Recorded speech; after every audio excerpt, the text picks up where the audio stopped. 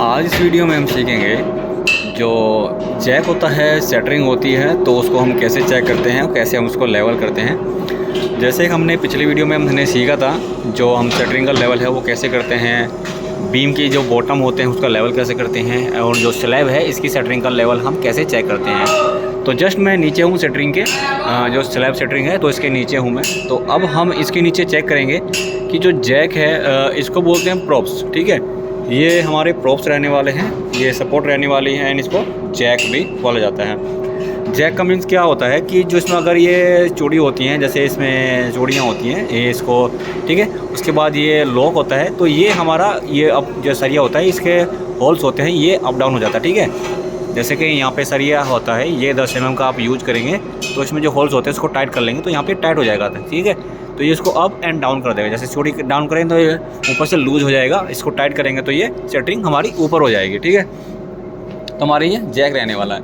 इसको बोलेंगे you Jack, क्योंकि इसके अंदर ऊपर जो होते हैं यू होते हैं। ठीक है, उसके बाद हम यहाँ पे देखेंगे जैसे सपोर्ट्स होती हैं, ये होल्स होते हैं। जैसे इसमें होल देख रहे होंगे, ये वाले जो होल हैं, ये होल इसलिए दिए जाते हैं अगर कोई सपोर्ट होती है, जैसे आपको टेपर में देना है, जैसे कि आपको ये कॉलम होता है, जैसे कॉलम है, हैवी कॉलम है, तो इसका आपको सॉल्व करना है। तो उस कंडीशन में अगर ये नहीं हो रहा है तो स्लैब में आपको ड्रिल करके फास्टनर जो होते हैं फास्टनर में लगा देने हैं, तो ये आपको फिर इसमें जैक करके अच्छे से टाइट हो जाएंगे ताकि ये स्लिप ना करें।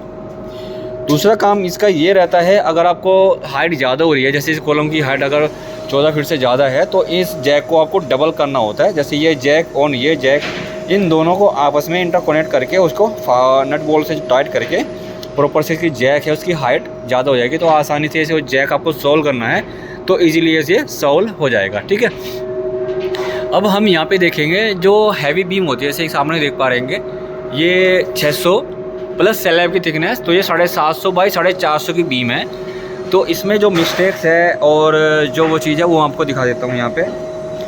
और ये डबल हाइट की सेटिंग है, जैसे यहाँ पे देख पा रहेंगे नीचे भी जैक्स लगाए गए हैं और नीचे प्रॉपर सोलिंग की गई है। जैसे कि ब्रिक जो स्टोन है और प्लस मिट्टी जो स्टोन डस्ट होता है, तो उसको मिक्स करके प्रॉपर इसमें सोलिंग की गई है। इसके ऊपर हमारी ट्रिमिक्स आ जाएगी, तो नीचे हमारे सोलिंग हो गई, इसके ऊपर हमने जैक लगाई है। प्रॉपर जब भी आप सोलिंग करें, जब प्रॉपर से रोलर से प्रॉपर कॉम्पैक्ट कर ले, तभी आप इसमें जो स्टेजिंग है वो करें।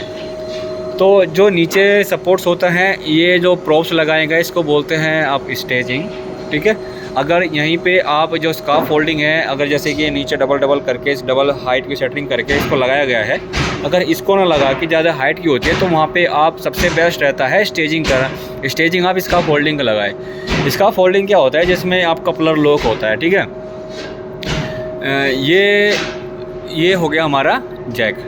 उसके बाद फॉर्मवर्क क्या होता है, स्टेजिंग क्या होता है, सेटरिंग क्या होता है। तो यहाँ पे जो सेटरिंग है, जैसे कि प्लाई की बोर्ड की सेटरिंग होती है स्लैब के लिए, जो हॉरिजॉन्टल सरफेस में आप सेटरिंग करते हो, और जो वर्टिकल होते हैं इसको भी ये साइड्स बोला जाए, जो साइड्स होते हैं ये भी आपकी सेटरिंग रहने वाली है। ठीक है, अगर आप कॉलम में लगाते हो, दोनों चारों साइड से फिल करते हो, जैसे आपने चारों साइड से आपने सेटरिंग लगाया इसमें और इसको आप कंक्रीट फिल करते हो, तो ये क्या होगा, फॉर्म वर्क हो गया। आपने किसी भी मोल्ड देना है, मोल्ड का मतलब हो जैसे क्यूब आप भरते हो तो वहाँ पे भी फॉर्म वर्क हो गया। कंक्रीट क्यूब भरते हो 6 इंची बाई 6 इंची का, तो यहाँ पे कॉलम को आप फॉर्म वर्क लगा, चारों तरफ से इसका फॉर्म कर दिया और प्लस में कास्टिंग करते हैं, तो ये आपका वर्टिकल मेंबर हो गया। ठीक है, हॉरिजॉन्टल एंड वर्टिकल मेंबर हो जाता है। तो जो इतने हॉरिजॉन्टल होते हैं ये आपका सेटरिंग होते हैं, जैसे कि आपकी ये सेटरिंग होगी, साइड्स वाली सेटरिंग हो गई, ये भी सेटरिंग हो गई। स्टेजिंग आपका ये वाला हो जाता है। ठीक है, स्टेजिंग, सेटरिंग एंड फॉर्मवर्क। ठीक है, तो ये भी आपका हॉरिजॉन्टल सरफेस में जो आपकी स्लैब के लिए लगाई गई सेटरिंग हो गई। और जो इसके नीचे लगाए गए हैं इसको बोलते हैं काफ़ी बरगा बोलते हैं, या फिर आपका कड़ी बोल सकते हो, या फिर आप पल्लू बोलते हैं। ये जो रिब्स होती हैं, रिब्स लगाई गई है, तो इनको प्रॉपर टाइप करने के लिए इसमें शिकंजा लगाए जाएंगे, ताकि जो साइड्स होती हैं, ये साइड हैं, ये बॉटम है, ये साइड है, इसको रोकने के लिए इसमें शिकंजा लगाते हैं। शिकंजे का काम होता है जो साइड्स होती हैं प्रॉपर इसको रोकने के लिए, प्रॉपर टाई करने के लिए। ठीक है, तो इसमें ये लगाना ज़रूरी रहता है।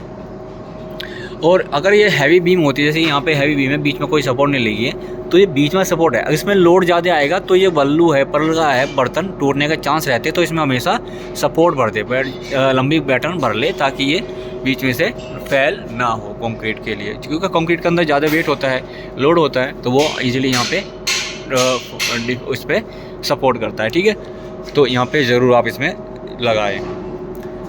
तो ये जो उसके बाद हमें ये देखना है कि जो जैक्स है, जैसे कि आप देख पा रहे हैं जो जैक है ये काफ़ी टेपर लगाया हुआ है। तो ये हमेशा जैक जब भी आप लगाएं तो ये सीधे होने चाहिए। जब भी आप इसमें कंक्रीट फील करते हैं तो ये इजीली ये जहाँ से ये जॉइंट होता है यहाँ से ये बैंड हो जाते हैं, क्योंकि लोड इस पर आएगा, इफ़ेक्ट करेगा।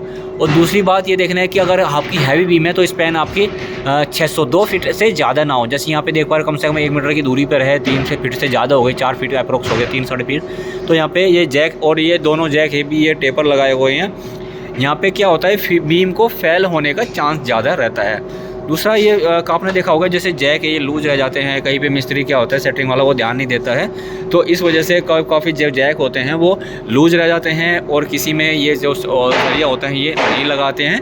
तो ये ज़रूरी आपको लगाना चाहिए, ठीक है। तो ये भी आपको सबसे मिस्टेक है, जो मिस्टेक है मैं साथ साथ वो बता रहा हूँ, और कैसे सेटरिंग होती, क्या स्टेजिंग होती है, क्या आपका फॉर्म वर्क होता है, क्या सेटरिंग होती है, वो भी आपको मैं यहाँ पे बता रहा हूँ, ठीक है। और दूसरी सबसे उसके बाद जो मिस्टेक होती हैं, जो साइड होती हैं ये 8 फीट की होती है। तो 8 फीट की साइड्स होती हैं तो काफ़ी मिस्त्री इसमें गलती क्या करते हैं, जो ये सपोर्ट होते हैं जिसमें आप सपोर्ट देख रहे होंगे तो एंड सपोर्ट में होता है और बीच में 3 सपोर्ट होती है। तो काफ़ी क्या करते हैं ओनली 2 सपोर्ट लगा देते हैं। तो इसमें क्या होता है जब भी आप इसमें कंक्रीट फिल करते हो तो ये फॉर्म वर्क जो आपकी सेटरिंग होती है साइड्स होती हैं ये बीच में से फूल जाती है। तो इसलिए हमेशा इसमें कील भी अच्छे से ज़्यादा होनी चाहिए कीलें, ठीक है। 3 इंच की कील इसमें लगाएं कम से कम। और उसके बाद जो सपोर्ट्स होती हैं इसमें जो सपोर्ट है बीच में ज़्यादा होनी चाहिए। जैसे 3 सपोर्ट है तो 1 2 3 4 5, तो इसमें 5 सपोर्ट हो गई साइड्स में। ये 600 फीट की है। तो ऐसे आपकी 600 फीट की है या फिर आपकी 450 फीट की, जैसे 3 फीट की है तो उसमें भी आप सपोर्ट लगाएं। यहाँ पे जैसे देख पा रहे होंगे ये 300 फीट की है, तो यहाँ पे जो सपोर्ट है इसमें 2 लगाई गई है, ठीक है। तो ऊपर क्या हो रहा है कि ऊपर शटरिंग का लेवल कर रहे हैं हम, तो लेवल करने के साथ साथ जो जैक्स हैं उसको सीधा कर लेना चाहिए, जो भी आपको शटरिंग का लेवल करना है। जैसे यहाँ पे देख पा रहे होंगे जो भी शटरिंग जो स्टेजिंग लगाई गई है प्रॉपर इसको सपोर्ट कर लें। और इसके साथ साथ जो बम्बूज आते हैं, जो बल्ले 12-12 फीट के होते हैं, 18-18 फीट के होते हैं, साथ में एक दूसरे से कनेक्ट करके अच्छे से इसको रस्सी से टाई अप कर ले ताकि ये हिले ना, ठीक है, ताकि ये हिले ना। इसको प्रॉपर से लगा लेना चाहिए। जैसे यहाँ पे जैक देख पा रहे होंगे तो ये जैक भी जो जितने भी जैक आपके टेपर होते हैं प्रॉपर इसमें सीधे होने चाहिए, प्रॉपर टाइट होने चाहिए। स्पेसिंग इन जो स्किन स्पेसिंग होती है, एक बार देख पा रहे हैं कितनी स्पेसिंग है, तो ये स्पेसिंग भी आपकी सपोर्टिंग जो स्टेजिंग होती है वो ज़्यादा नहीं होनी चाहिए। पास में आपकी जो हेल्पिंग होती है वो पास में ज़रूर होनी चाहिए, ठीक है। तो thanks for watching this video. मिलते हैं नेक्स्ट वीडियो में, तब तक के लिए बाय बाय।